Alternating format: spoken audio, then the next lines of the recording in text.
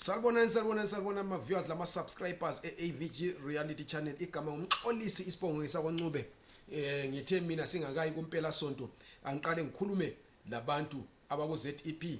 Kulabantu abandithumela ama messages amanye azwisa ubhlungu kukhulunywa ukuthi kumele babhadale izimali ezithile ukuze bahanjiswe indaba ihambise ecourt endaba yekukhansilwa kwe ZEP njalo bafuna izimali ezingaba 1500 rands labo 2500 labo 2000 kuthiwa kuyiwa kuma lawyer kuthiwa kulama groups eWhatsApp avuliweyo abantu betshelwa ukuthi kumele bakhiphe izimali ezinjalo kuyiwe court kuyelwela ukukhansilwa kwe ZEP. Kulabanye futhi njalo asebethe bona abasakwazi ukuthi benzeni ngoba batshelwa izinto ezihlukeneyo. Abanye batshelwa ukuthi bengathathi ama waiver, abanye batshelwa kwathiwa osele waiver makangaqhubeki kame khonapho lapha khona. Abanye asebe apply i-general work visa kuthiwa batshele kwathiwa benga applyele i-general work visa ngaba applyele i-ZEP extension ukwenzela ukuthi indaba yabo ilwelwe ecourt. Yilezi izinto ezokhuluma ngazo.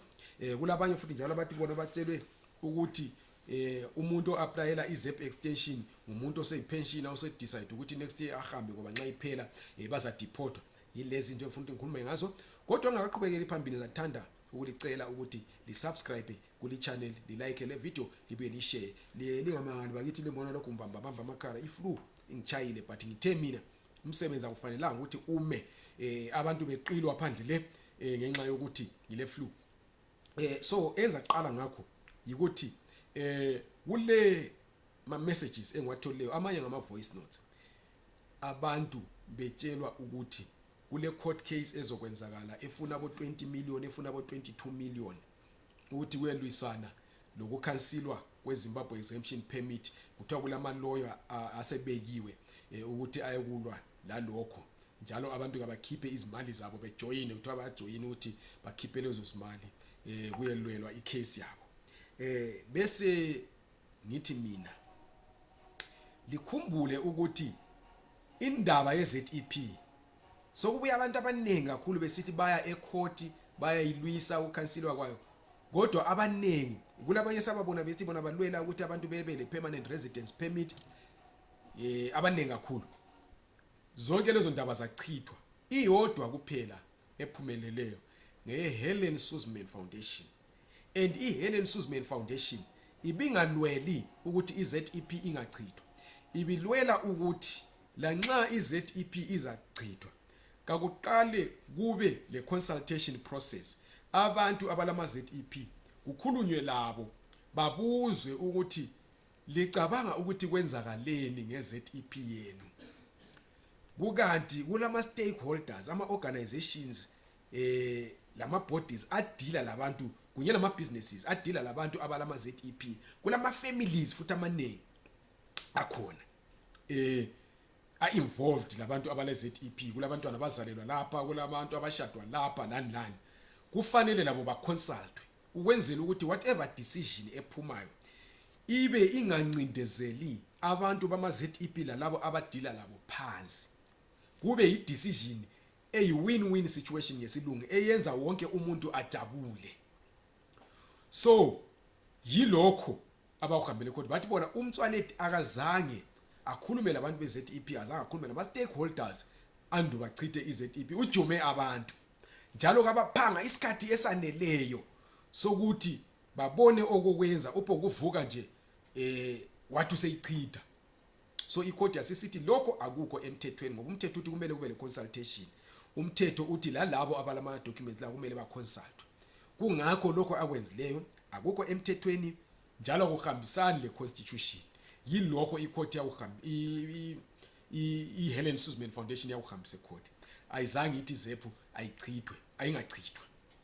Okuthi ukuthi vele khona ngokuya kwesikhathi izachithwa, kodwa kumele kube le consultation. Asikwazi ke ukuthi ngalokho izachithwa nini ngoba uMinister of Home Affairs okhona manje uDr Leon Schreiber uthe yena usesetaphe iMigration Advisory Board eyiyo ezakhuluma ukuthi kwenzakaleni ngecourt case, kubuye kwenzakaleni ngendaba yeZEP, kodwa izakwenza lokho ngemva kweconsultation. Ukhulumile ukuthi ngeke yena ayengena ku consultation evele esela lokho kuthiwa i predetermined decision ukuthi vele usesouth sesiyayichitha sengenela ukuthi kuphela ayichithe. Uthe yena kumele kube le consultation. I-consultation leyo izasiwa ku-Migration Advisory Board eyiyo ezakuthi hayi ngemva ukubana i-consultation isiyenze ABCD yathola uABCD yilokho okumele kwenziwe ukuthi ayikho i-decision esithethwe nge-ZEP. So nxa lina lithi liya e-court lilandani lilwani ngoba akuna decision esithethwe. So labo bantu abathi bafuna ukulihambela e-court ngabantu abafuna ukulidla izimali. I-1500 kumbe i-2000 inengi kakhulu, especially ebantwini abalama ZEP abangabantu abenza lokho kuthiwa ngama-manual jobs. Lisebenza emakhishini, lisebenza ezingadini, lisebenza ngaphi lapho lihola khona izimali ezincane.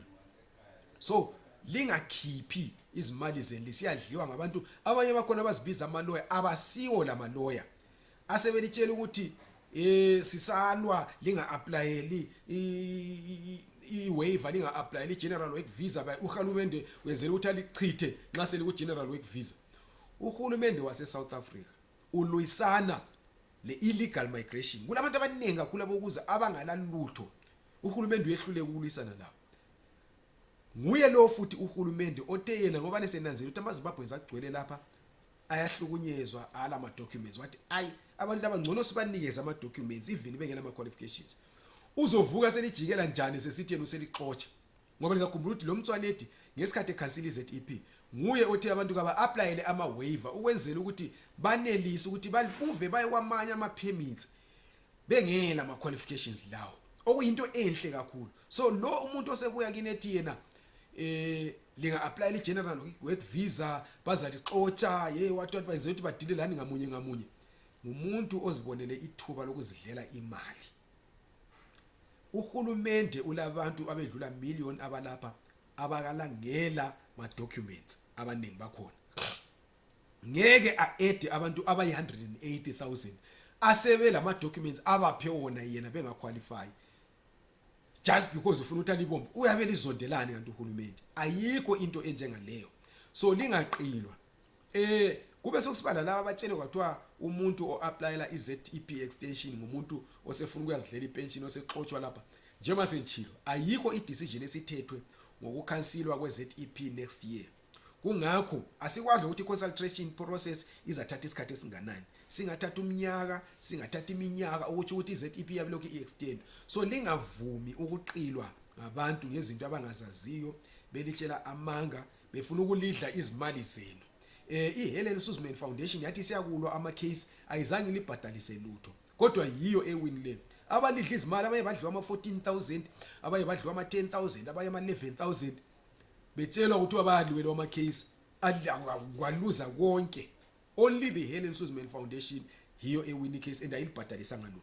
So yekelani ukukhitshiswa izimali lidliwa ngabantu abayizigebenga befuna ukuyathenga izindlu bethenga izimota ngemali zenu elizisebenza nzima bezenza ngani bali representer.